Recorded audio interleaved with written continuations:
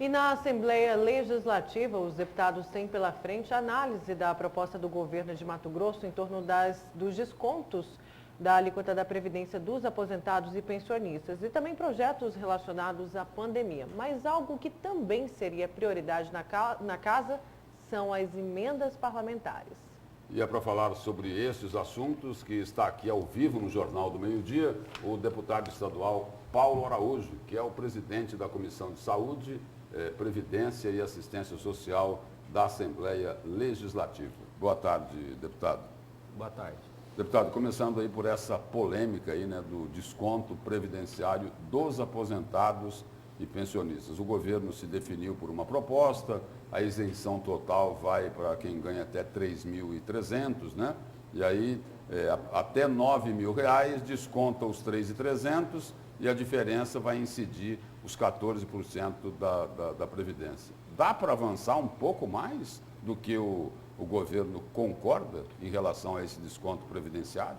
Olha, não é de agora que a Assembleia Legislativa vem pedindo ao governo do Estado uma negociação pacífica com relação à isenção dos aposentados e pensionistas até o teto do INSS. O correto... Que é 6.400. 6.000 e poucos reais. O correto, seguindo o alinhamento da Previdência aprovado pelo governo federal, era a isenção até o teto do INSS, ponto, para aposentados e pensionistas. O deputado Botelho, nós da Assembleia Legislativa, nós criamos uma comissão. O deputado Botelho é o presidente dessa comissão, ficou responsável de articular, junto ao governo do Estado, um parâmetro mínimo de isenção. O deputado Botelho, nós deputados, eu faço inclusive parte da comissão, a gente conseguiu avançar um pouco mais. Nós saímos de R$1.000 de faixa de isenção para R$3.300, ampliando aí a base de isenção. Por enquanto, essa reunião ela aconteceu com os deputados da comissão e com o governo do Estado, que conseguiu sair de 1.000 e ir para 3.300, estendendo essa alíquota de base de isenção até o salário de R$9.000. Não houve ainda uma reunião com todos os deputados para que pudesse apresentar e discutir essa proposta do governo. Essa proposta do governo, por enquanto, é a proposta acordada. Dá para fazer isso, né? Saiu de 1.000, dá para ser para 3.300. Mas não deu para saber ainda qual que vai ser o temperamento dos deputados, né? Enquanto isso, deputado, o que mais a gente recebe de cobrança aqui na imprensa é dos aposentados, né? Poxa, toda essa morosidade, a gente está num momento de pandemia, um gasto muito grande com medicamentos e me parece essa impressão que a gente tem que o governo e até mesmo os parlamentares não estão se importando com isso. Olha, eu faço parte da base de deputados que defendem o servidor público, desde o primeiro momento. Tanto é que eu votei contra a Previdência, votei contra a alíquota, essa alíquota que está vigente para os aposentados e pensionistas. Não é justo. Votou para derrubar o veto. Votei para derrubar o veto, votei contra a Previdência porque eu sabia que era uma Previdência injusta. Aposentados e pensionistas, eu, por exemplo, sou servidor de carreira da Secretaria Estadual de Saúde. Quando saiu de 11% e foi para 14%, eu entendo que era uma necessidade de adequação à Previdência Nacional.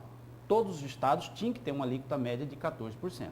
Para nós, que pagávamos 11%, pagar mais 3%, doeu.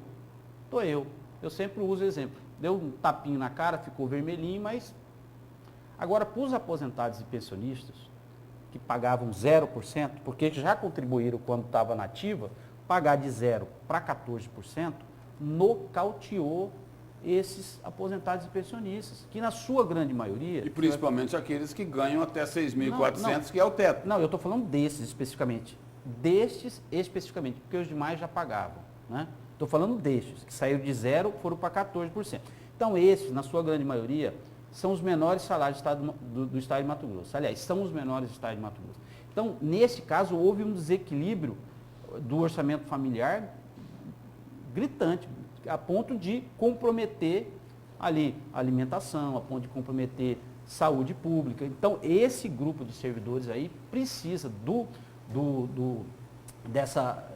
precisa que o governo do Estado tenha uma sensibilidade maior com esse grupo de servidores.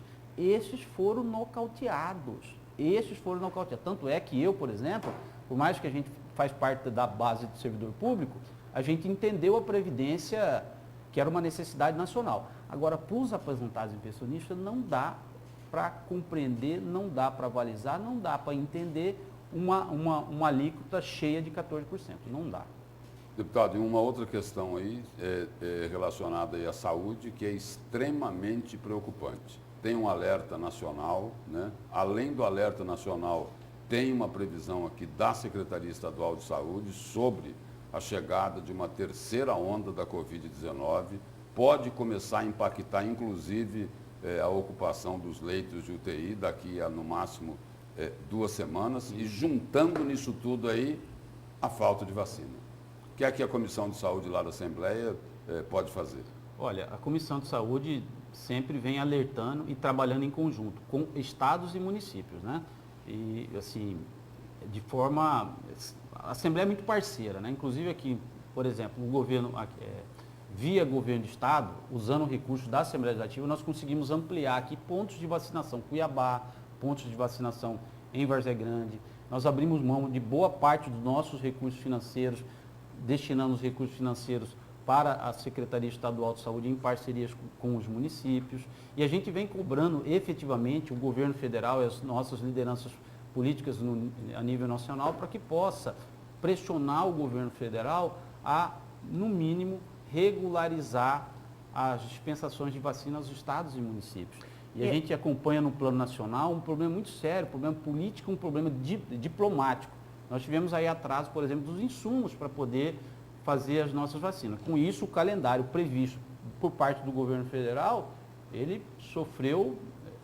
Desculpa, né? Não, furou, né? Não, furou. Então, assim, não há uma estabilidade, não há uma segurança com relação à dispensação, a ponto de furar o planejamento, como furou a nível nacional, com relação à questão das segundas doses, né? O senhor tocou no ponto da segunda dose, falando no âmbito nacional, mas também teve aí uma falta de organização dos municípios. Cuiabá mesmo confirmou que houve uma falha ao deixar outras pessoas de outros municípios tomarem a segunda dose, que já estaria reservado para quem tomou a primeira da Coronavac.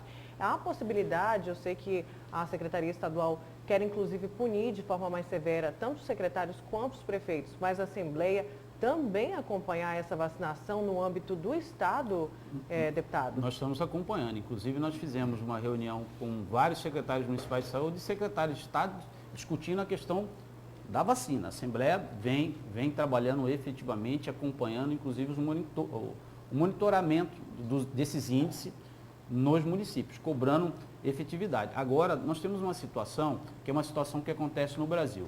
O Brasil, o SUS é universal. O SUS é universal, né? Então, assim, se eu tomo a primeira dose em um determinado município, eu, eventualmente, num deslocamento, eu posso tomar a segunda dose em outro município. Da mesma forma, eu tomar a primeira no município onde eu não resido e tomar a segunda no município onde eu resido. Então, o SUS, existe essa pactuação, existe essa universalidade. Mas isso vale para o período da vacina? Não. Porque é o seguinte, porque se tivesse valendo, não precisava de pedir o comprovante de residência. Não, exatamente. É porque no primeiro momento, para fins de planejamento, para fins de agendar, eu preciso saber para eu poder falar para o paciente. Paciente, você vai agendar, o seu agendamento é para tal dia, para tal hora, respeitando, logicamente, o território.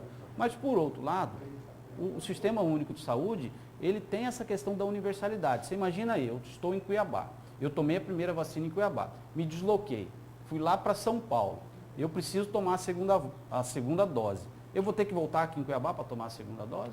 Também não dá para prometer o que não pode cumprir. Garantir que a segunda dose, que essa pessoa que tomou a primeira vai ter a segunda, como aconteceu em Cuiabá, né, deputado? O grande problema foi uma orientação dada pelo Ministério da Saúde com relação à utilização da segunda dose. E eu já alertava lá na Assembleia Legislativa. Falou, olha, gente, olhando no plano nacional, há uma irregularidade, há uma instabilidade política por parte do governo federal com relação à vacinação. Então, segue o protocolo, na minha orientação, segue o protocolo originário. Garanta a segunda dose, porque o que a gente está acompanhando, vocês estão acompanhando no plano nacional, é uma verdadeira briga diplomática, né? A China lá, por exemplo, eu não tenho dúvida que a China deve ter segurado a questão dos insumos justamente por questões políticas e diplomáticas envolvendo o Brasil, que comprometeu todo o planejamento de vacina no Brasil, em todos os municípios praticamente. Alguns municípios, graças a Deus, seguraram a segunda dose, mas a maioria